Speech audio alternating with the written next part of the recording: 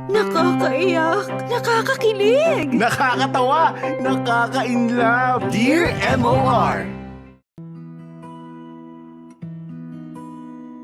Dear MOR, magandang araw sa inyo Popoy at Bea. Itago niyo na lamang ako sa pangalang Leslie, 29 years old from Sampaloc, Manila. Isa akong junior manager sa isang fast food chain dito sa Maynila rin. Sa ngayon ay na-enjoy ko pa rin naman ang trabaho ko kahit na lagi akong umuuwing pagod at may bit-bit na sakit ng katawan. Popoy at Bea, pagpasensyahan nyo na kung hindi ako madalas na nakakapanood ng live ninyo sa Facebook. Busy na kasi ako sa work. Pero lagi akong nakikinig ng mga replays ng Dear MOR sa YouTube. Kaya hindi rin ako masyadong nahuhuli sa mga kwento. Popoy at Bea, naisipan kong magpadala ng story ko kasi gusto kong ibahagi ang experience ko sa isang lalaki na nagpabago ng buhay ko. Noong bata pa ako, ay maaga akong nawalan ng ama. Namatay ang aking Papa Jaime dahil sa sakit sa puso. Sobrang lapit ko sa papa ko kaya malaking dagok sa akin ang biglaang pagkawala niya. Sa kabutihang palad naman ay nandyan ang Tito Nanding, Chong Bert at Uncle Franco na tumulong sa pagpapalaki sa akin. Sila ang gumabay, nagprotekta sa akin at nang away sa mga taong gumagawa sa akin ng masama. Ang totoo niyan, Popoy at Bea, ay hindi ko alam kung paano ko susuklian ang mga kabaitan na ibinigay sa akin ng mga tiyuhin ko. Sobrang mahal na mahal ko silang tatlo. Malaki kasing tulong ang naibigay ng Papa Jaime ko sa mga utol niya kaya ganoon na lamang sila na mag-alaga at pumrotekta sa akin. Yun nga lang Popoy at Bea, dahil nga tatlong mga brusko ang nakabantay sa paligid ko, sobrang walang makalapit naman sa akin na lalaki para umakyat ng ligaw. Wala kasing magkalakas ng loob na harapin ang tatlong lalaki sa buhay ko.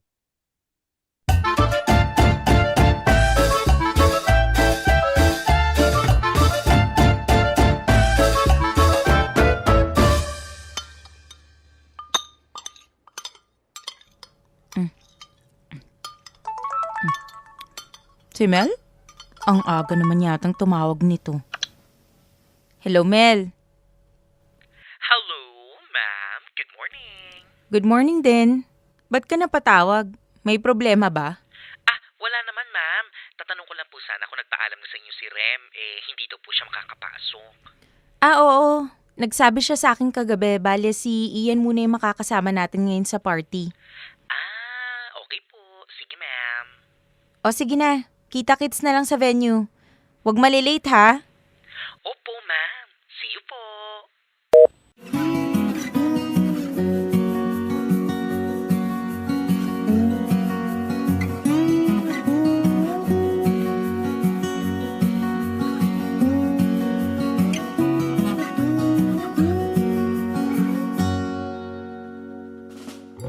O Mel, kayo na muna bahala dyan sa pagliligpit ha.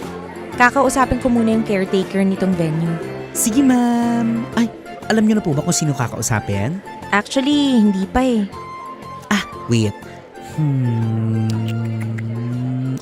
Ayun, ma'am. Yung naka-navy blue na polo sa may entrance. Okay, sige. Puntahan ko na.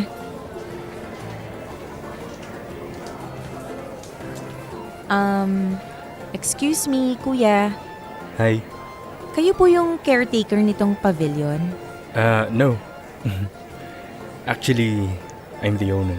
Ay, sorry. Hindi ko alam. Hindi naman kasi sinabi ng crew ko eh. Okay lang. Walang problema.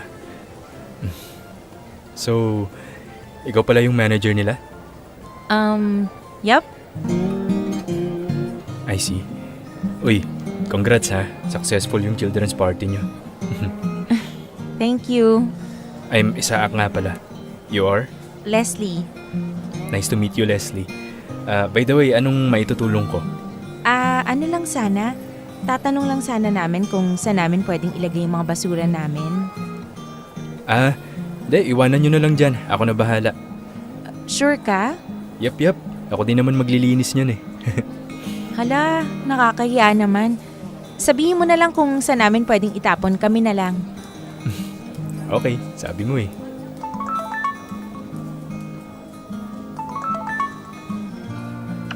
Hello, Tito Bert? Hello, Leslie. Tapos na ba yung event nyo? Opo, Tito. Naglilinis lang kami. Sige, sunduin na kita dyan. Okay po. Ingat, Tito. Ang cute mo naman, Ma'am Leslie.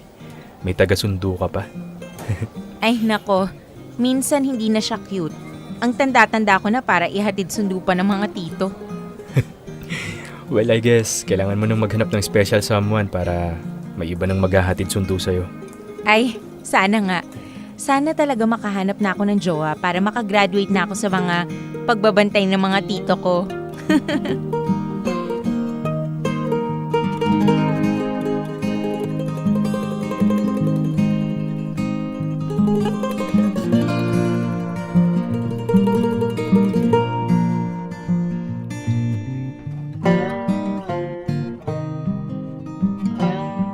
Popoy at Bea, dito na papasok sa eksena si Isaac. Nagkakilala kami sa isang birthday party ng company namin na company namin ang nag-host. Napakasimple lang niyang tao at magalang makipag-usap. Hindi mo talaga akalain na family nila ang may-ari ng property kung saan ginanap yung event. Noong una, nanghingi lang ako ng tulong sa kanya. Pero sinamahan niya na kami hanggang sa matapos pa ang pagliligpit. Nakipagkulitan at kwentuhan din siya sa buong crew ko. Kaya naman naging magaan ang loob namin sa kanya. Ang hindi ko lang inaasahan ay yung pagtatanong niya sa akin kung pwede daw ba niya akong i-add sa Facebook. Siyempre, pumayag naman ako at doon na nga nag-umpisa ang kwento naming dalawa. Popoy at Bea, naging madalas ang pag-chat namin ni Isaac. Hindi rin naman kasi siya mahirap replyan dahil ang dami niyang topic at napakagaan niyang kausap. Actually, sa kanya lang yata ako nakipag-chat ng madalas at matagal. Kadalasan kasi madalas akong nabobore sa mga nakakausap ko. Idagdag niyo pa yung factor na busy ako sa trabaho. Pero iba itong si Isaac. Minsan nga kapag ka nagiging busy siya, ako na rin yung nag-uumpisa na mag-reach out sa kanya. Hindi ko ma-explain pero sobrang gaan ang pakiramdam ko sa tuwing kausap ko siya. Mula sa chat hanggang sa video call, sobrang click kami ni Isaac sa isa't isa. Kaya naman hindi na rin ako nagulat noong nagyaya siyang mag-date kaming dalawa.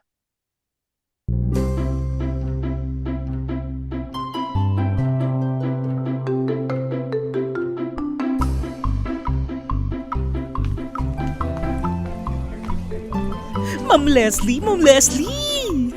Uy, Mel, anong nangyari sa'yo? Ba't tarantang-taranta ka dyan? Oh my God! Ma'am Leslie, hindi ka maniniwala sa sasabihin ko. Ano yun?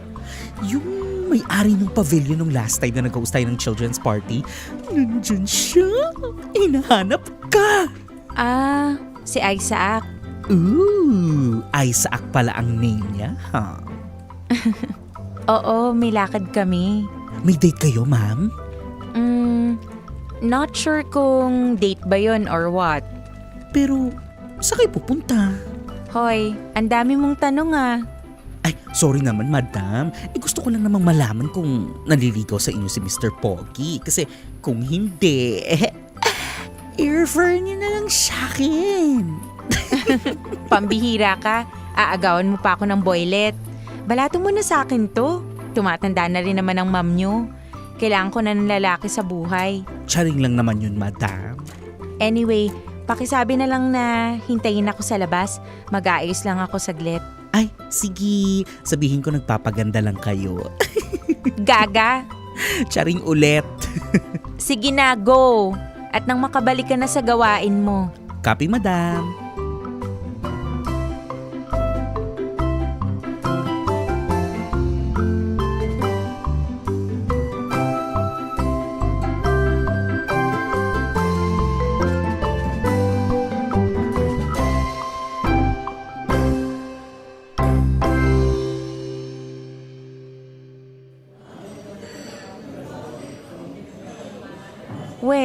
Seryoso? Manliligaw ka sa akin? Ba't parang gulat na gulat ka? Hindi naman. Medyo lang. Oh my God, Lord. Ito na ba yung gift mo sa akin? Thank you po. Thank you in advance. So, pwede naman, di ba? Sure. No problem. Good luck. Good luck talaga. Para mo naman sinabing mahirap kang ligawan. Well, medyo ganun na nga. Okay. I'm up for the challenge. Sabi mo yan, ha? Hindi basta sumusuko to. We'll see. May tumatawag yata sa'yo. Ay, si Tito Nanding. Bakit hindi mo sagutin? Ano ka ba? Magkasama tayo eh. Ang pangit naman kung nasa iba yung atensyon ko. Pero tito mo yan, di ba? Importanteng tao yan. Nako, tatanungin lang ako nun kung nasan ako. Kung sino kasama ko. O ano naman? Hindi ba magandang opportunity yun para maipakilala mo na ako sa kanila? Tsk, hindi mo kilala mga tito ko. Kaya nga kikilalanin, di ba? Makulit ka rin eh, no? Oo. As long as alam kong nasa tama ako. Sige, sasagutin ko na. Sabi mo eh. Hello, Tito? Hello, Leslie. Nasaan ka na? Anong oras ba duty mo ngayon? Ba't di ka pa umuwi? Ano lang, Tito, may pinuntahan lang po. Pinuntahan? Saan yan? Kumain lang po ako sa labas. Saan nga? Dito lang sa may Fairview. Ba't ang layo naman ang narating mo? Sino kasama mo? Si Isaac po, yung kaibigan ko. Kaibigan mo? Lalaki? Lalaki? May kasamang lalaki si Leslie? Abay, oo daw. Ba't hindi sinabi sa atin? O, narinig mo yun? Bakit hindi mo daw sinabi sa amin? Tito naman, malaki na ako. Kailangan ba sabihin ko pa sa inyo lahat ng ginagawa ko? Teka nga lang. Frank! Frank! Hay nako, yung mga tito ko talaga oh. Cute sila actually. Para sa'yo, cute. Para sa akin, medyo. Hay, ayoko na lang mag-talk. Ba't mo binaba yung tawag pala? Hindi ako nagbaba, si Tito. Alam ko na kasunod niyan. Ipapa-video call ka nila kay Tito Frank, yung bunso nila. Siya lang kasi yung marunong mag-Facebook sa kanila eh. O, see? Ay. Hello, Tito Frank? Hello, Leslie. Nasaan yung lalaki yan? Ipakita mo sa amin. Tito? Ipakita mo sabi. Nakakahiya. Leslie, it's okay. Sure ka ha? Yes. O, eto. Hello po. Ay, saan mo dinala yung pamangkin namin? Screenshot mo nga itong pagmumukha nito, Frank, ha? Screenshot mo to. Nasa mall lang po kami. Huwag po kayong mag-alala. Taga saan ka? Sino mga magulang mo? Po? PNPA clearance ka ba? Pati nga ng ID mo. Baka may criminal record ka, ha?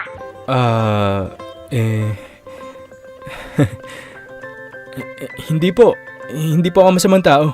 Kung hindi ka masamang tao, bakit hindi mo pinagpaalam sa amin yung pamangkin namin?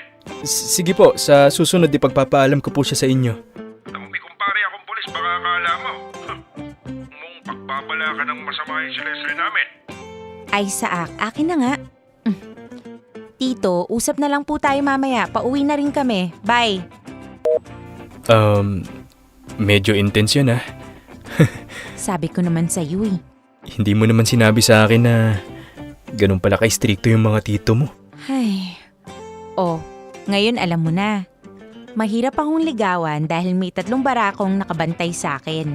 Ngayon, kung sa palagay mo hindi mo sila kayang harapin, mabuti ng hagat maaga, sabihin mo na. Let's do this. Ha? Anong let's do this ka dyan? I mean, bring it on. Wala naman ako masamang intensyon eh. Ba't naman ako matatakot sa mga tito mo? We, kaya mo silang harapin? Oo naman. Haharapin ko sila. Lalaki sa lalaki. Papatunayan ko sa kanila na malinis ang intensyon ko sa'yo. I don't care kung stricto sila or kung ano pa man. Basta ako, magpapakatotoo lang ako sa kanila. At ipapakita ko sa kanila kung bakit karapat dapat ako sa'yo.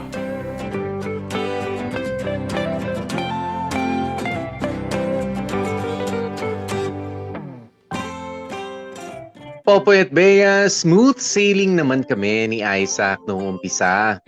Sweet siya kung sweet. Dumadalaw siya sa trabaho ko para sunduin ako. Nag-date kami sa mga magagandang restaurants at kung ano-ano pang sweet na ginagawa ng mga taong nag-uumpisa ng magkalapit ang loob. Okay na okay para sa akin si Isaac. Pareho kami ng wavelength, ika nga. Nagkakasundo kami sa mga paboritong libangan at sa mga lugar na gustong puntahan. On paper, sobrang good match kaming dalawa ni Isaac.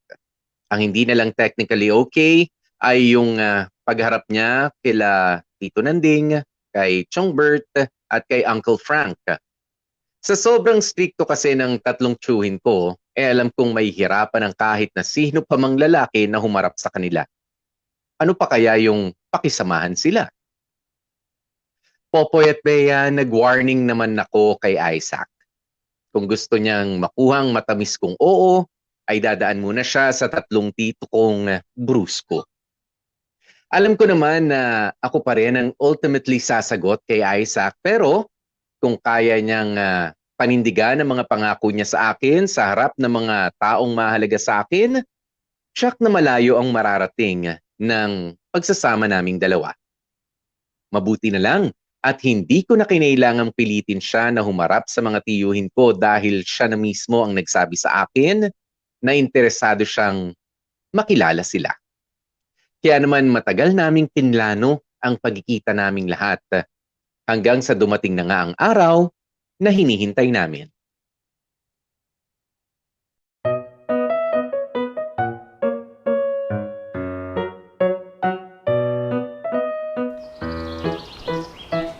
Ay, iba pa rin talaga yung feeling na nakakapasyal sa labas, no?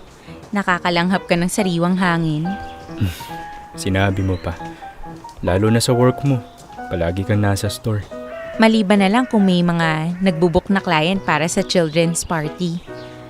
Hay, anyway, upo muna tayo.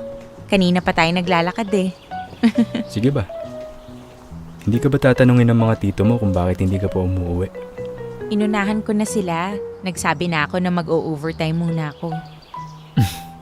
Kakaiba rin yung mga tito mo na yun eh, no? Ay, oo nga eh. Pero alam mo, sa totoo lang, thankful naman talaga ako sa mga yun. Ang laking bagay na nandyan sila para sa akin. Hindi ko nararamdaman na mag-isa lang ako sa buhay. Ay, oo nga pala, speaking of, huwag kang mawawala bukas ha. Bukas? Anong meron? Ay wait, bukas na pala yung usapan natin na pupunta tayo sa mga tito mo. Oo kaya, nakalimutan mo? Oo eh. Pero go lang, wala naman ako ibang pupuntahan bukas eh. Yun, buti na lang. Ano ba magandang pasalubong sa kanila? Kahit ano, hindi naman maarte yung mga yun eh.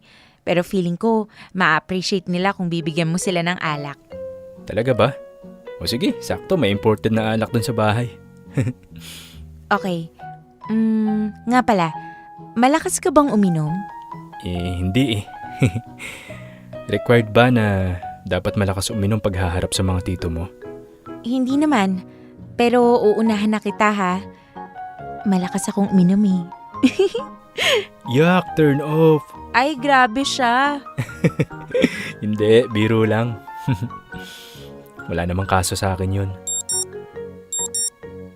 Ano yun? May tumatawag sa'yo? Hindi, alarm yun. Ibig sabihin oras na para umuwi ako. Naks, lakas makasinderela ah.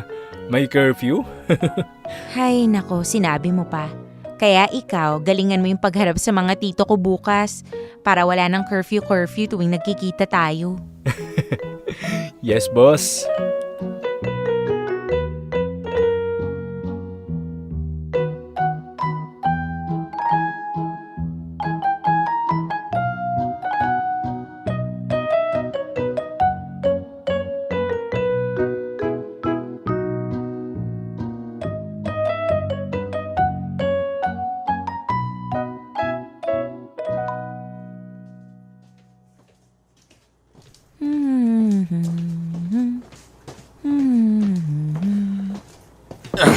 Ay, nakakapagod.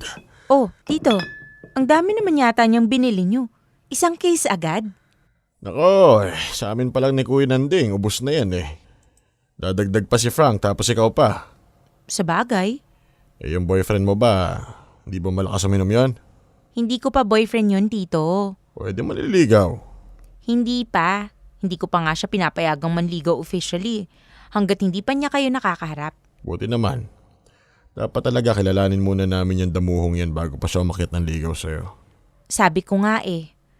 Ay, pero tito, wag niyo namang masyadong takutin yung tao. Baka mamaya, imbis na makapag-asawa na ako, mapurnada pa ng dahil sa inyo. Kung bahagang buntot ng manliligaw mo, hindi na namin kasalanan yon. Mukhang balak pa namang ilabas ni Kuya Nanding yung samurai niyang bagong hasa. Tito naman eh. Biro lang. Teka, nasa na ba yung Isaac ngayon? Maya-maya, nandito na sila Kuya Nanding. Hindi pwedeng siya pa yung hinihintay namin. Tatawagan ko tito. Itatanong ko kung nasa na siya. Sige. Ako naman siset up ko muna yung lamesa.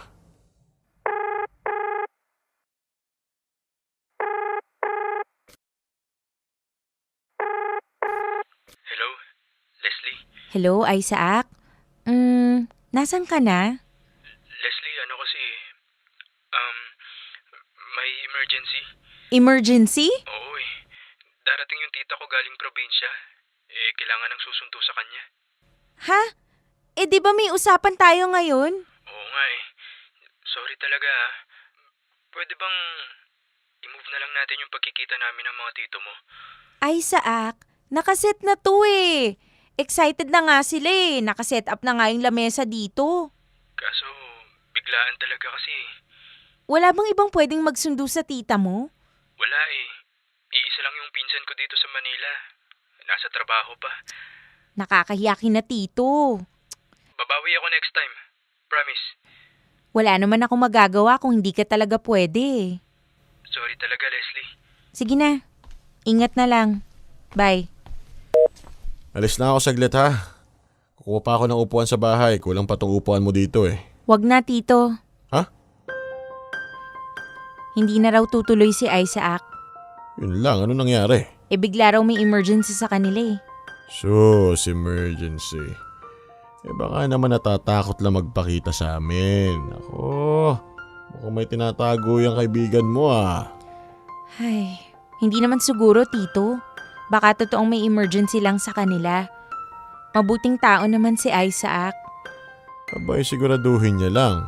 Kung hindi, alam mo naman kung sino makakabangga niya. Kung totoong emergency nga yung pinuntahan niya, sige palalampasin namin yon. Pero hindi pwede yung ganyan sa susunod ah. Humarap kung haharap. Walang palusot-palusot.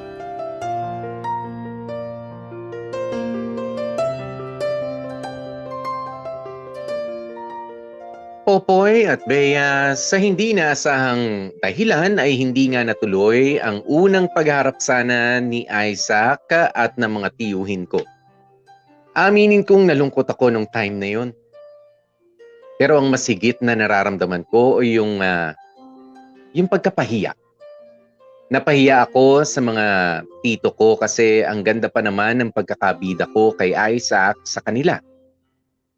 Kampanteng-kampante pa akong sinabi sa kanila na si Isaac ang nagpusang loob na makipagkita sa kanila at sobrang excited na siya. Tapos ganun lang pala ang mangyayari.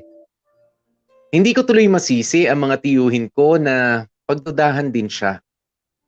Pero dahil ako yung mas nakakakilala kay Isaac at ramdam ko na mabuti naman siyang tao, ay ipinaliwanag ko na lamang ng maayos ang nangyari.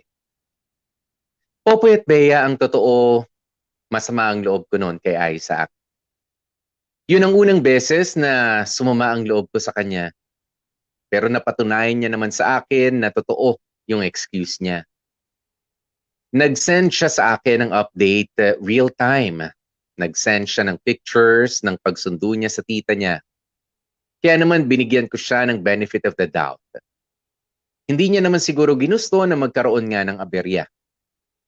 After all, I'm sure na Isaac is a man of his word.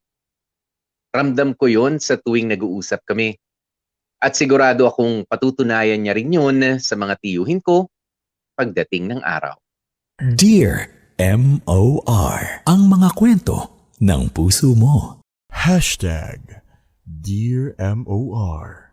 Nilunok.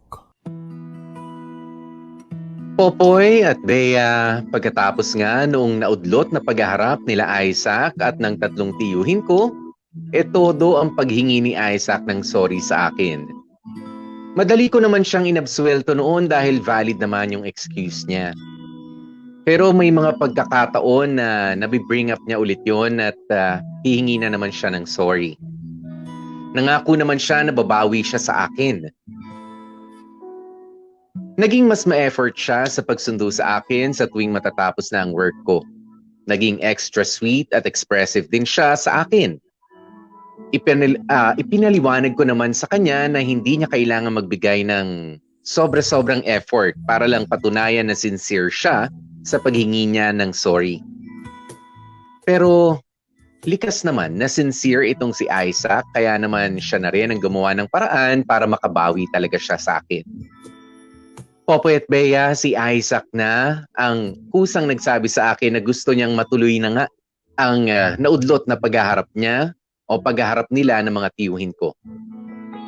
Siyempre, sinabi ko naman agad yon sa mga tito ko at kitang-kita ko kung gaano sila natuwa sa ibinalita ko. Ang problema nga lang, sa ilang beses na pinlano naming matuloy ang paghaharap, ay wala pa ring natupad. Madalas, one day before, ay magsasabi na si Isaac na may ibang bagay siyang kailangan lakarin o di kaya naman ay busy siya sa work o masama ang pakiramdam niya. Doon na nga, nagkapatong-patong ang sama ng loob ko sa kanya, Popoy at Bea. Pero paulit-ulit siyang humihingi ng sorry at nararamdaman ko naman kung gaano siya ka-sincere. At mas lalo kong napatunayan ang sincerity niya noong tinutuon niya ang balak niyang pagkausap sa mga tito ko.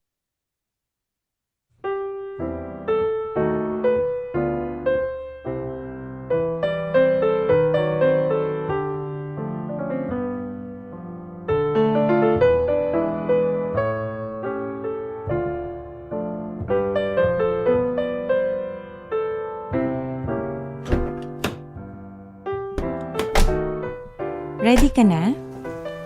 Medyo kinakabahan konti pero game. Let's go. Don't worry. Kapag nairaos mo to, I assure you magiging smooth sailing na ang lahat. Sana mairaos ko. Tara?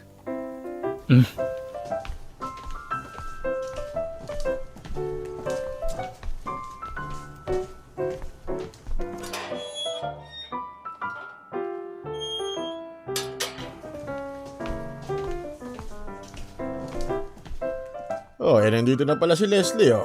Nandyan na? O, edi papuntahin nyo na dito. Tito. Yun o. Oh, halika kayo. Maupo kayo. Good evening po. Ay, good evening din. Ikaw na ba si Isaac? Opo. Maupo ka. Salamat po. Mabuti naman na tatuloy ka na sa pagpunta mo dito, aba. Nakailang postpone ka na yata eh. Pasensya na po Medyo nabisi lang sa buhay. So, busy daw. Hindi ako naniniwala doon. Kaya mo na, kuya. Ang mahalaga naman natuloy na siya ngayon, di ba? Saan mo nakilala si Leslie? Sa children's party po. Anong children's party? Niloloko mo ba ako? Kuya, relax. Kalimutan mo na ba? Nag-host ng children's party yung company nila Leslie. Akala ko ginagago ako eh. Bago nga siya pa naman tong kataan ako. Ilan taon ka na, Isaac? Bali, 27 po. Nako mas matanda sa'yo si Leslie. 2 taon lang naman po yung tanda niya sa akin. Mamaya, gawin mo sugar mommy to. Hindi po. May sarili naman po akong income. Oo nga kuya. Saka masipag yung si Isaac. Siya nga yung may-ari ng pavilion na pinaganapan ng isang event namin eh. May sariling pavilion ka? Parang ganun na nga. Minana ko po sa mga magulang ko. Wala pa naman ako sariling pamilya kaya pinaparentahan ko muna. Di kaya spoiled brat ka. Hindi po. Nagkataon lang na may kaya ang mga magulang ko. Pero kaya ko naman pong maghanap buhay para sa sarili ko. Tatagay mo.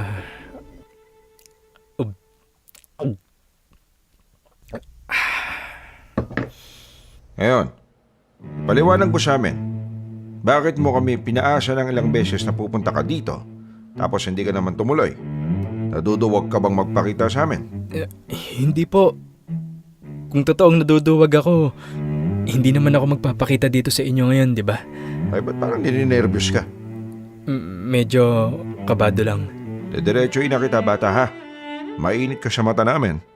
Wag na wag mong lulukuhin o sasaktan tong pamangkin namin dahil kung hindi, kaming tatlo makakabangga mo. Opo, naiintindihan ko. Kaming tatlo pa lang tong karap mo ngayon. Pero sasabihin ko na sa'yo, marami pang pinsan niya si Leslie. Sa oras na gawa mo siya ng masama, hahantingin ka namin kahit saan ka pa magtago. Kaya kung may bala kang masama sa pamangkin namin, ngayon pa lang mag-isip-isip ka na. Huwag kang nang humukay ng sarili mong libingan. Tito naman. Ay, bakit? Sinasabi lang naman namin yung totoo. Simula pagkabata mo, inalagaan ka namin. Kahit nung nabubuhay pa ang Kuya Jamie. Kaya hindi kami papayag na may umaargabyado sa'yo. Wala naman po akong masamang intensyon kay Leslie.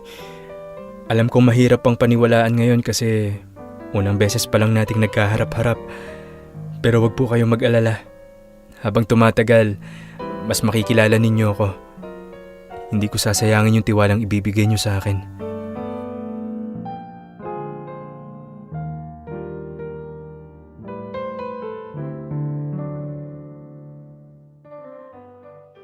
Popoy at Bea, kitang-kita ko kung papaanong gisahin ng mga tiyuhin ko si Isaac.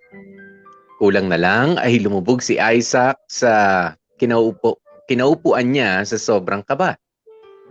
At kitang-kita ko rin kung papaano niya sinagot ang mga tanong nila ng buong tapang. Nakita ko kung papaano niya binigyan ng assurance sa mga tito ko na wala siyang masamang intensyon sa akin. Sa tuwing bumubuko ang bibig ni Isaac, para gawin yon, lalo lang akong humahanga sa kanya. Sa isang iglap ay para bang nabura ang lahat ng sama ng loob ko sa kanya na dala ng paulit-ulit na pangiintiyan niya sa mga tiyuhin ko. Ang totoo, pwede ko sigurong sabihin na na-boost ang ego ko bilang isang babae. Aminin man natin o hindi, gustong-gusto naming mga babae yung ganun. Yung mga lalaki na handang harapin ang mga kamag-anak namin at patunayan na malinis ang intensyon nila sa amin. Popoy at Bea, sobrang saya ko na finally ay napatunayan ko rin sa mga tito ko na kaya silang harapin ni Isaac. Pero hindi nagtagal yung saya kong yon. Pagkatapos kasi nung gabing yun ay napansin ko yung biglang pagtamlay ni Isaac sa pakikipag-usap sa akin. Naintindihan ko naman na baka nabigla lang siya na ipinakita sa mga ipinakita ng tiyuhin ko at umasa akong manunumbalik din ang dati niyang excitement, lalo na nga sa tuwing magkikita kami. Pero Popoy at Bea, mali ako ng akala. Dumalang ang pag-chat niya sa akin hanggang sa dumating na ngayong araw na hindi na ako kinakausap at all. Sinubukan kong gawan naman ng paraan. Nag-initiate pa rin ako ng convo. Kinukumusta ko si Isaac. Pero ramdam ko sa bawat reply niya na wala na talaga siyang gana. Kaya naman itinigil ko na rin ang pag-chat sa kanya. Sa isip-isip ko, kung talaga mahalaga ako para kay Isaac, siguro naman siya na rin ang kusang loob na kukontak sa akin. Pero hindi niya yun ginawa. Hanggang sa umabot na nga ng ilang linggo na hindi kami nakakapag-usap.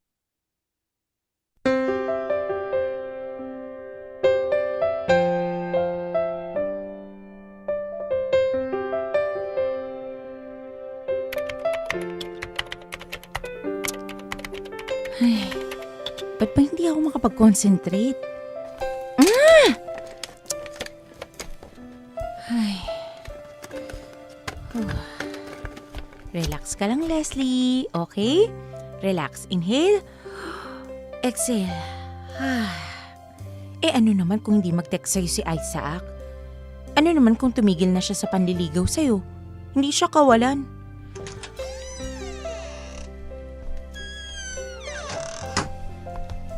Ay, ma'am. Good afternoon po. Good afternoon. Magpapapirma lang po sana ako ng DTR. Sa inyong lahat na ba yan? Opo. O sige, lagay mo dyan. Madam. Okay ka lang ba? Ha? Napansin ko kasi parang medyo madali kayong mapagod nitong mga nakaraan. Tsaka, hindi na kayo masyado nakakangiti. Dati-rati naman energetic kayo, tsaka cheerful. Anyari? Ay, Sorry ma'am ha kung masyadong personal yung mga tanong ko. Okay lang naman po kung hindi niyo sasagutin. Mauna na po ako. Mel, saglit lang. Yes po. Hindi, wala. Never mind. Sige na. Balik ka na sa pwesto mo. Baka kailangan ka na doon. Okay po.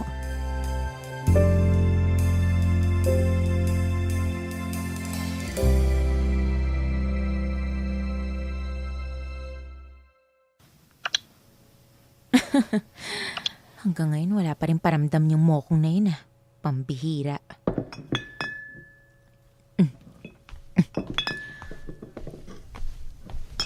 Oh, bakit mag-isa ka lang uminom dyan? Bakit nga kaya?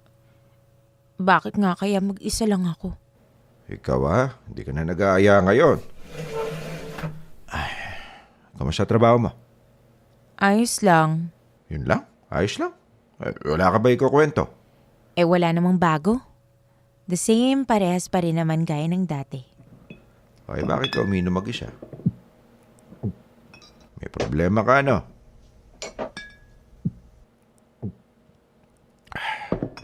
Kung ako sa'yo, ilabas mo na yung problema mo para gumaan-gaan. Makikinig ako. Huwag na. Hindi nyo na rin naman ako madadamayan. Mainam pa rin yung nailabas mo na, di ba?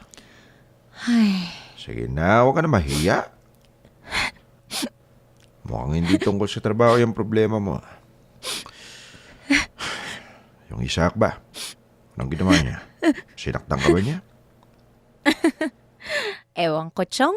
Hindi ko alam kung siya ba yung nanakit sa akin Kasi sa totoo lang, may atraso siya Pero hindi ko siya magawang sisihin. Sino sisisiin mo? Sarili mo? Hindi naman tama yun. Hindi talaga, Chong.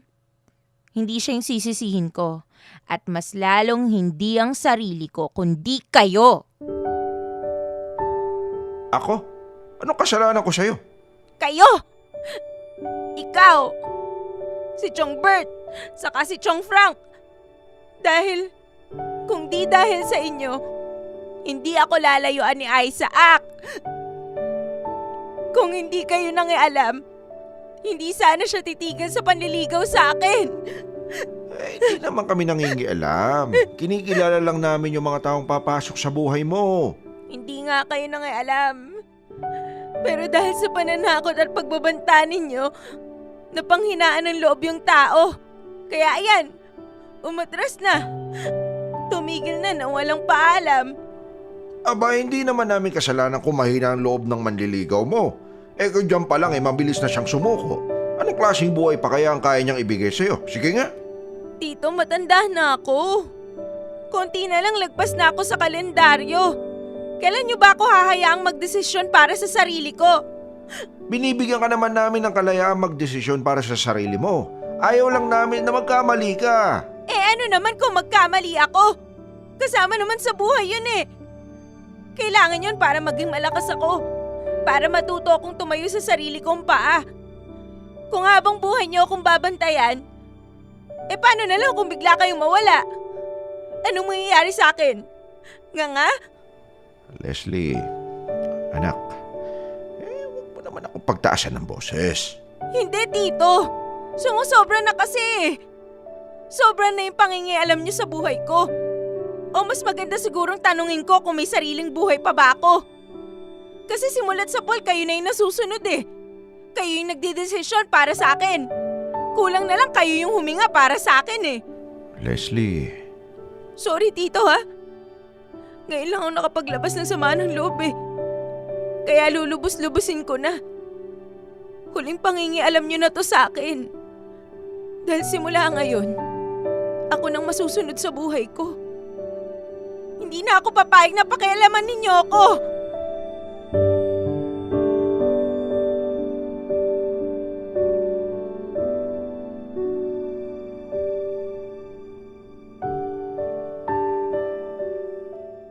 Popoy at Bea, yun ang kauna-unahang pagkakataon na naibuhos ko ang lahat ng sama ng loob ko sa mga tito ko.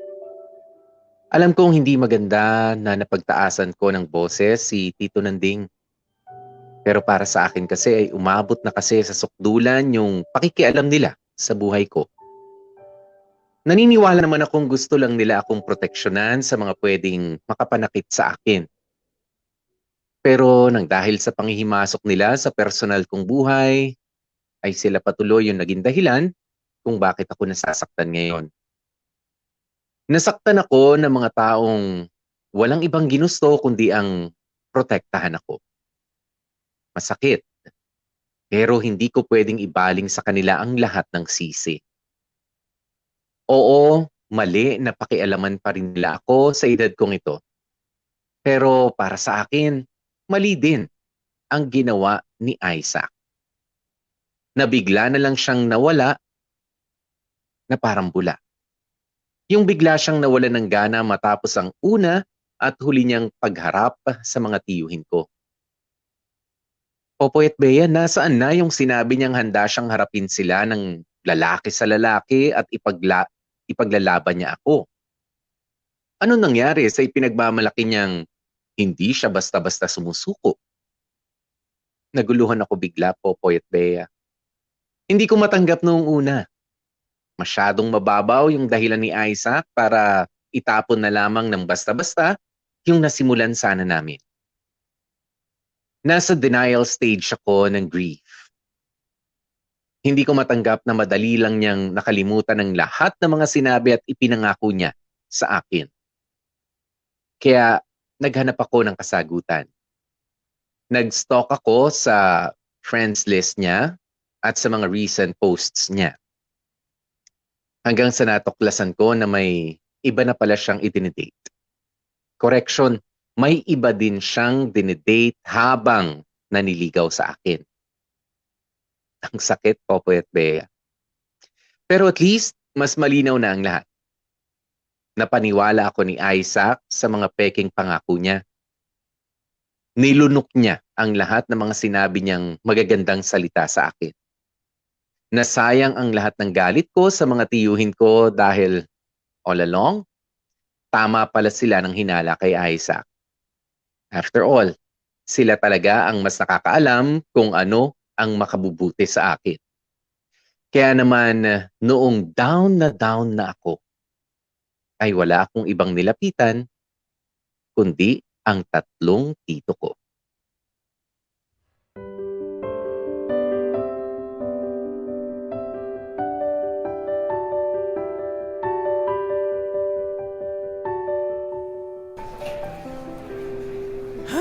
Sa wakas, makakapag-close na rin ng store.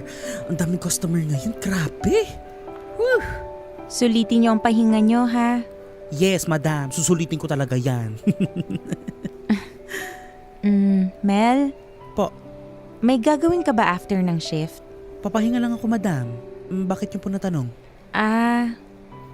Hindi kasi mag-aaya sana ako ng inuman. Baka lang gusto niyo. Naku, pasensya na, madam.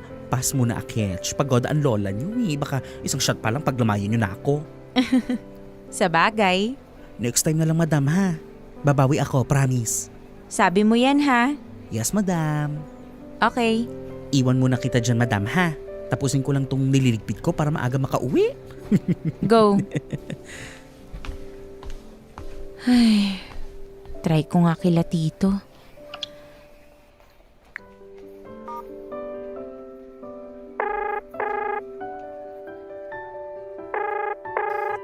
Hello, Leslie. Chong, Pwede kayo ngayon?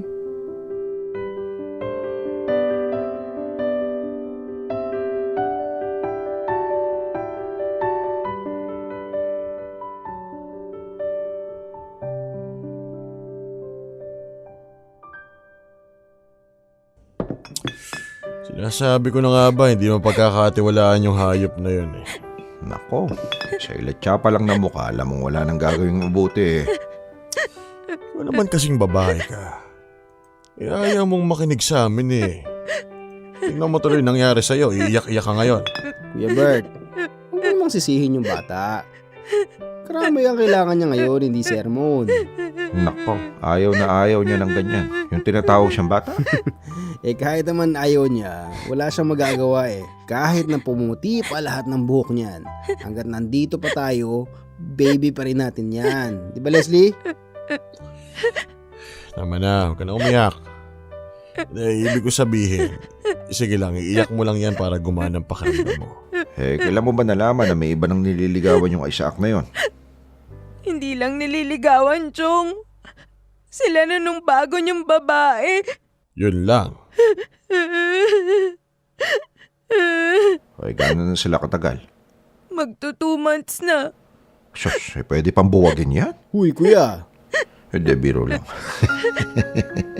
Oy, bakit bubuwagin? Kung pwede naman balisungin. Abayo nga, ano? Nasaan ba yung balisong ko at ang masugod sa lunggayang Isaac na yan? Tito naman eh. Sus, pinapatawa ka lang namin. Thank you, Tito, ha. Kahit na sumama yung loob ko sa inyo, hindi nyo pa rin ako pinabayaan. Lalo na ngayon na may pinagdadaanan ako. Alam mo namang hindi ka namin kayang dalikuran eh. Oo nga, lalo na pag may kasamang alak, kaya may problema ka, kaya wala, basta may beer, susugod ka agad kami dito. Pero syempre, mas maganda kung may problema ka. Uy, nagsasabi mo dyan. Anong mas maganda kung may problema? Ibig ko sabihin, mas masarap ang inuman kung may mapagkukwentuhan. Yung linawi mo kasi. Ang swerte ko talaga sa inyo. Kahit na wala akong boyfriend, lagi naman kayong nandyan para damayan ako. Swerte rin naman kami sa'yo, Iha. Biruin mo ha, may pamangkin kaming manager na madatong. May tagalibre ng alak tuwing inuman, o diba? Ganun? Alam mo, Leslie, mukha lang kaming loko-loko. Kala mo puro patawa lang kami. Pero ito lang kasi yung paraan namin para makarelate kami sa pinagdadaanan mo. Kasi hindi ka naman namin maiintindihan. Puro kami lalaki. Kaya salamat na lang talaga sa alak. Kahit pa paano ay nagkakaintindihan tayo, kahit na magkakaiba tayo ng pinagdadaanan. Kaya sige, tunggay na yung bote na yan at lunukin lahat ng kalungkutan. Cheers para sa pamangkin na niloko ng nililigawan. Cheers para sa baby damulag namin na malapit na mag-30. Cheers para sa broken-hearted ng taon. Mga loko-loko talaga kayo. Cheers!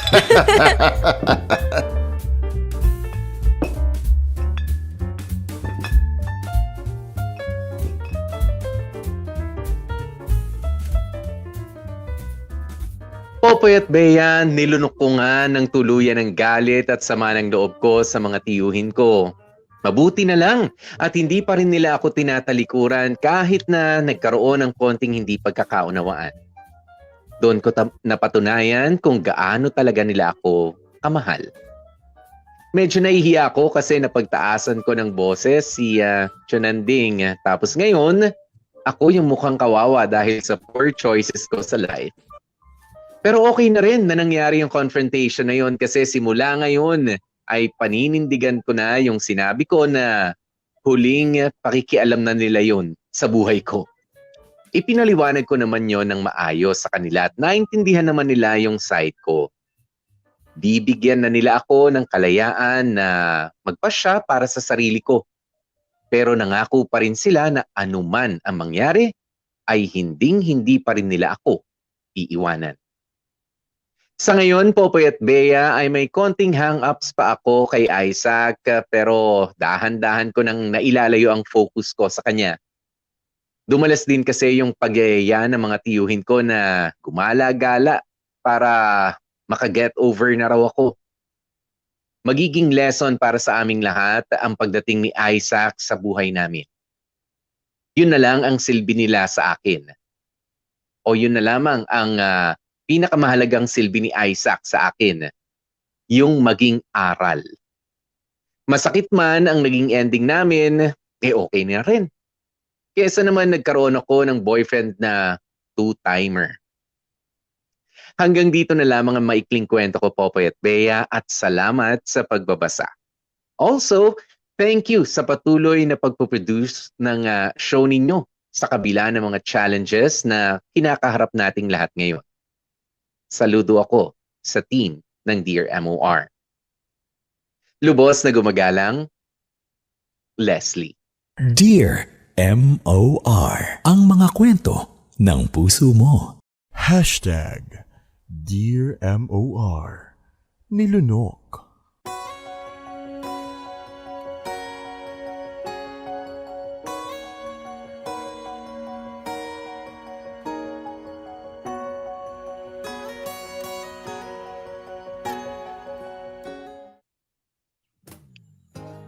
Mga kapamilya, oras na natin. It's 10 minutes before 2 p.m. At yan na nga po ang pagtatapos ng ating kwento ni Leslie. Kasama sina Chunanding, si Tito Bert, tsaka si Uncle Frank. Okay tanyo, lahat ng tawag sa Tito nandun. May Chong, merong Tito, merong Uncle. Social. Pero alam nyo, cute pero napakarami nating, lalo na sa mga kababaihan, lalo na sa mga nililigawan, 'di ba? Ang daming mga leksyon, 'di ba? Na hindi porke gigil na gigil ka na at Gina nga talaga na ito, siya na talaga, ganyan. Huwag nyo na kasing bad trip Maganda rin merong screening process muna maganda yung merong magsasala doon sa magsasala para malaman kung magkakaroon ng malaking pagkakasala. Ganun ang nangyari dito kaya Leslie at kaya Isaac, 'di ba? At wag nating well, sa bagay hindi nga natin kapag in love nga kasi tayo mga kapamilya, no. Ay para bang na-overlook natin yung mga iba pang mga proseso na dapat nga pala makilala kahit papaano, makilatis din ng aking mga kapamilya yung magiging karelasyon ko, 'di ba? At hindi pa pwede yung bara-bara na lang, tirang bahala na kumbaga. Oo, dahil syempre nandito nakasalalay din ang future mo. Oo, hayaan mo lang rin silang meron din naman kasi mga sumosobra din sa pakikialam. And I think at some point medyo hindi pa naman sumobra, no, pero siguro yung intimidation process, alam niyo nandiyan lang rin naman 'yan. Mas kilala niyo yung mga tiyuhin niyo, 'di ba? After ng pag-uusap katulad noon si Chunanding naghahasa nung katana niya. 'Di ba? Naghahasa, kutsilyo pa 'yan, ganyan. Alam mo namang hindi mamamatay tao tiyuhin mo. 'Di ba kapag ka natakot doon yung manliligaw mo at inexplain mo na ikaw naman, hindi naman, para nagpapaka Tito Vic and Joey lang sila. 'Di ba? O hindi naman sila masamang tao, pero natakot pa rin, ayun, meron tayong problema. Mahinang loob o kaya naman duwag yung manliligaw mo. 'Di ba? Hindi naman kasi lahat ng intimidation ay dapat nating katakutan. Pero syempre hindi rin naman kailangang lahat ng intimidation din ay ipagsasawalang bahala na lang din natin. Hindi rin. 'Di ba? This is just to send a strong message, 'di ba, para sa iyo na manliligaw sa mga katulad ni Isaac na huwag kang loloko-loko. Maging maayos ka sa pakikitungo dito sa dito sa hindi sa amin as a family. Huwag na muna kahit yung pamangkin lang namin dahil kami ang makakalaban mo sa oras na gawan mo ng hindi maganda, 'di ba? Ang isa naming kapamilya, 'di ba? And it feels good na meron ka mga very protective mga tiyuhin, Leslie, dahil yung iba, alam mo, nakakalungkot sa iba, minsan nakikita ko, hindi naman sa marites na marites si Popoy. It's just that Kahit nung kabataan ko, nakakita rin ako ng ilang kaibigan ko, yung tsuhin nila.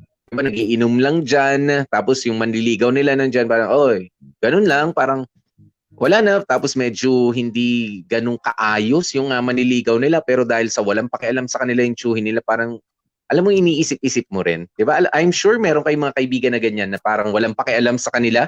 Yung mga kamag-anak, sino bang boyfriend mo, wala akong pakialam. Iba na naman kasama mo, wala akong pakialam. And then, kumbaga hindi sila guided. Kaya napupunta yung buhay nila sa kung saan-saan. Tapos may nangyari masama, nabuntis, iniwanan. Okay, yan yung ginusto nung bata, mo siya. Diba parang, sabi ko nga, ano ba nangyari? Ano ba nangyari? Wala ba talagang concern, 'di ba? Malasakit para sa isang kapamilya, pero itong tatlong tsuhin mo Leslie, I must say that they are blessings to you. 'Di ba? Sabihin na natin naging overprotective sila sa iyo. Okay? Ay dahil 'yon sa pagmamahal nila. 'Di ba? Dahil 'yon sa pagmamahal nila. Ano bang hiniling nila? Ipakilala mo sa amin. Pinigilan ka ba nila na jowain si Isaac? I don't think so. 'Di ba? You might have seen it that way nung ini-intimidate siya, but no. 'Di ba? Sinasala lang nila, kumbaga medyo pahirapan naman natin. Wag naman masyadong madali ang magiging pagpasok. Syempre, alam mo, ako isa lang ang pananaw ko diyan, dahil ako dumaan din sa panliligaw, okay? At ilang mga magulang din ang nakaharap ko.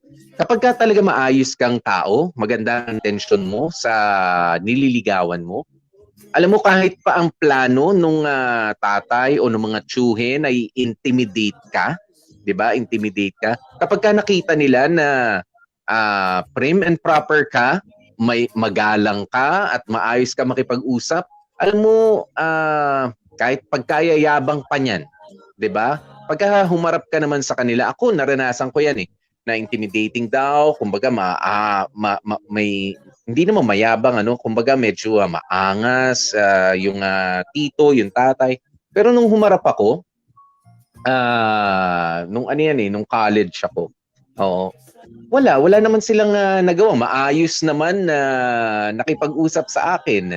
'Di ba? It's because it's how you present yourself to them. 'Di ba? Kapag ka ikaw ay kaduda-duda, maraming tanong. Pero kapag ka ikaw naman ay maayos, magalang, mababa ang loob at totoo lang sa mga sinasabi mo, kahit naman ako yung bibisitahin teka lang, i-intimidate ko sana kaso mabait naman yung bata. 'Di ba? O kaya naman tatakutin ko sana, pero parang hindi naman dapat, magmumukha akong tanga. 'Di ba? Ba't ko tatakutin? Magalang naman yung bata. Pagka tinanong mo, sumasagot naman na maayos, tumitingin naman ng diretso sa mga mata mo. 'Di ba? Na hindi naman presko ang dating. 'Di ba? Nagmano pa nga, alam kung ano ang gagawin, 'di ba? It's how you present yourself. 'Di ba? I'm not saying na I'm the perfect manliligaw noon, It's just that siguro ganyan yung mga paalaala kasi sa akin ng magulang ko na, oy, Popoy, kapag darating na yung panahon na ikaw ay manliligaw, kapag ka may matanda sa bahay, hangga't maaari una mo silang batiin. Yan ang sabi ng mga magulang ko, magmano sa mga lolo, sa mga lola. Kung papayag ang nanay at tatay, pakiramdaman mo. Kung hindi naman, ay kahit magbaw ka, good evening, good morning, good afternoon, good evening, lagi mong baon yan. 'Di ba? Hindi pwede yung, hindi pwedeng tango-tango, ngiti-ngiti lang, pa-cute. Hindi pwede.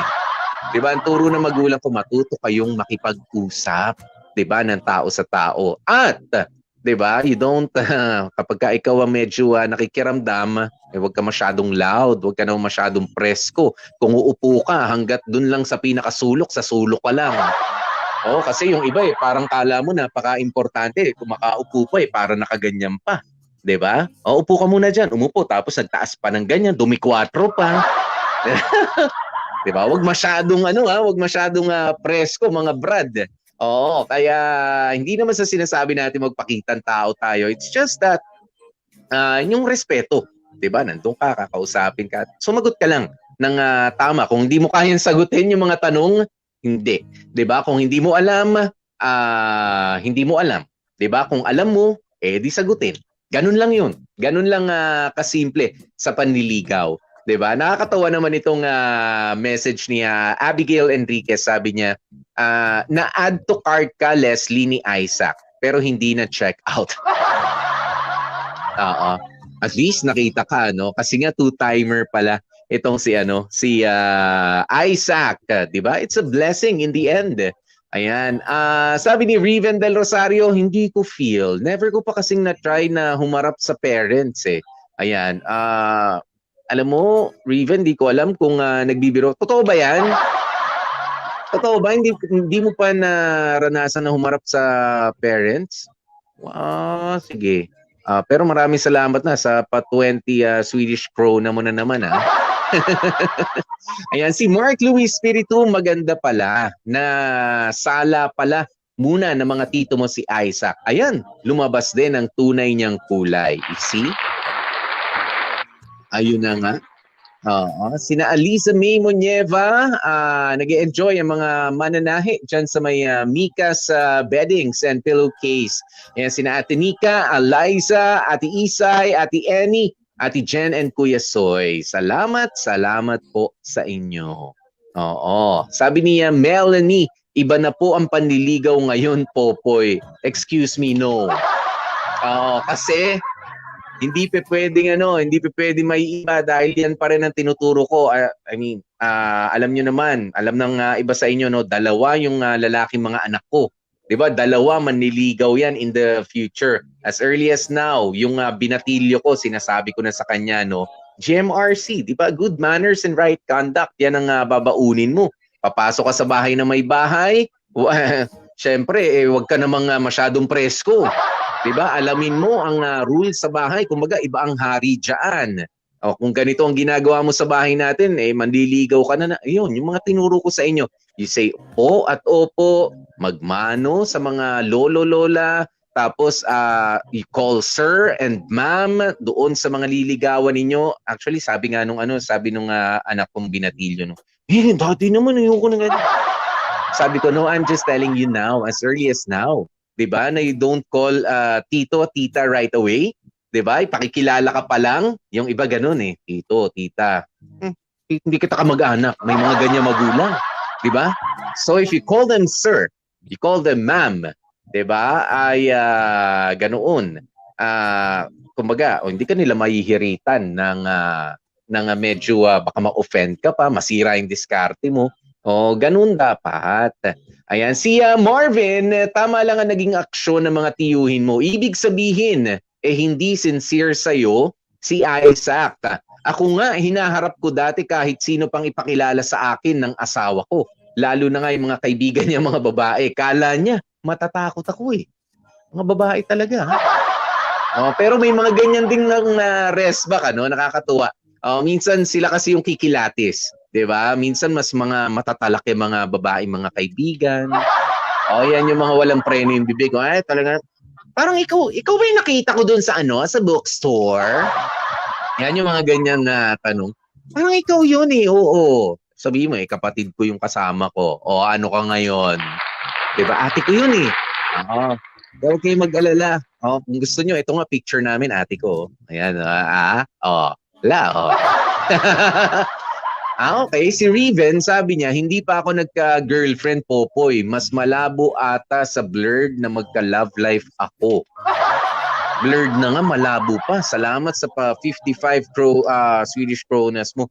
But ano nangyari, Riven? Baka naman ayaw mo ng girlfriend. Ano ba? Are you looking for a partner? 'Di ba? Sige nga, chikahin mo kami ng konti pa dyan. At tingin ko alam ko marami mga single dito na baka gusto ko maging kaibigan. Dali. Si Mary Nunez, sabi niya, hindi rin talaga masisisi si Isaac kasi manliligaw pa lang naman May reason din siguro si Isaac but mas pinili niya yung isang girl. Hintay na lang sa nakatakda para sa'yo, Leslie. Ayan. Tsaka gusto ko rin sa ginawa naman ni Leslie dito, no? Kumbaga, hindi siya naghabol kasi nga hindi pa naman sila. Hindi pa naman sila. It's just that almost but not quite. 'Di ba? Almost naging sila pero wala Biglang nawala. It's a blessing in disguise. yung pagkawala ni Isaac. Ibig sabihin ba better yung isang babae para kay isang babae kumpara kay Leslie na ating letter center? Hindi tayo pwede makapagbigay ng opinyon, 'di ba? Dahil hindi naman natin alam kung anong klase rin yung ugali siguro o baka naman ganun din ang pinagdaanan. It's just that itong si Isaac ay mas nagustuhan talaga yung isa. Let's just give him the benefit of the doubt, 'di ba? And let us not speculate. Pero hindi maganda para sa isang manliligaw, 'di ba, na ikaw ay bigla na lang mawawala na parang bulak, 'di ba? Na pumutok, na parang wala lang. 'Di ba? Kung natuto ka na mag hi, 'di ba? You learn how to say goodbye kapag kakailangan na. 'Di ba? Para hindi napapaisip na rin yung tao katulad ni Leslie na ano ba nangyari, dahil ba sa mga tiyuhin ko, dahil ba sa akin, 'di ba? Para walang samaan ng loob. 'Di ba? Para walang samaan ng loob. Although minsan sasabihin nga natin you should learn how to read between the lines. Hindi na masyado nagchat-chat, hindi na masyadong tumatawag, hindi na masyadong kumokontak. Dapat alam mo na, 'di ba? Pero iba pa rin syempre, naniligaw ka pa lang. Remember, papaano kapag ka nag-fail yung isa mong nililigawan doon at na-realize mo na hindi, mas gusto ko pala talaga si Leslie. Papaano ka babalik? Mas mahirap 'yan. 'Di ba? Mas mahirap kasi wala ka man lang pasabi na I'm sorry, tigil na ako, ganito, ganyan. Wala. Pasensya na, bigla ako nawala noon pero hindi nag-work eh. O ano ko option? 'Di ba? May ganoon. Oo. Kaya as much as possible, 'di ba? As much as possible, sana sa mga katulad ni Isaac, kung sakaling merong iba na, magpaalam na nang maayos. 'Di ba? Naniligaw ka pa lang naman. Sabi nga, naniligaw hindi mo naman though you don't owe it to sa nililigawan mo. Kumbaga for future use. I mean, sa friendship, sa trabaho, 'di ba, at least naging maayos yung pagtigil ng inyong ligawan, 'di ba? Ano man ang mangyari. Okay, maraming salamat mga kapamilya, no, sa lahat ng mga nag-send ng stars, sa lahat din ng mga hindi pero nakipagkwentuhan sa atin. Maraming salamat po sa inyo dito sa YouTube. Thank you rin guys sa inyong mga nandyan sa YouTube at syempre dito sa ating Facebook live streaming. At nako, eto na nga po tayo mga kapamilya, no? Sa lahat ng mga nabitin sa ating kwento, pwede po kayong dumiretso pagkatapos nito sa ating Dear MOR the Podcast sa Spotify. Yung mga nakaraang kwento natin dito sa Dear MOR ay doon nyo po mapapakinggan habang kayo nagtatrabaho, nagmamaneho, habang nagpapaantok, o kaya naman habang ginigising pa ang diwa ninyo, ano man ang ginagawa ninyo. Dear MOR, the podcast, nasa Spotify po yan. Thank you so very much. And of course, bukas, Friday, uulitin natin to mga kapamilya, no? Sa ngayon, magpapaalam na muna ako. Sa ngalan ng ating partner na si DJ Bea, ako po si DJ P, DJ Popoy, that's my Guapopoy, na nagpapasalamat din syempre sa mga gumanap sa ating kwento for today.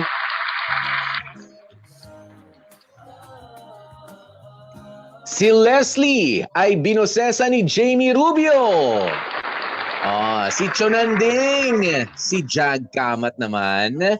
Ayan, si Tito Bert ay si Dan Capuchon. Si Frank, si Uncle Frank ay si Makoy Marcos. Ayan, si Isaac ang mangiiwan, naging ghost. Ayan, ginampanan at binosesa ni Warly Alagaw. At syempre, ang ka-office mate na si Mel, si Chan Palma ang bumoses. Ang ating writer for today ay si Warly Alagaw. And of course, ang ating editor, Joko Loco. Thank you so much, dear MOR team. Sana po'y nalunok nyo ang lahat, pati ang mga leksyon sa ating kwento ngayong araw. Ako po si DJ P, DJ Popoy, that's my Guapopoy. Nagpapasalamat at nagpapaalalang stay safe, stay healthy, at kahit ano nga po mangyari, mga family, please, stay happy.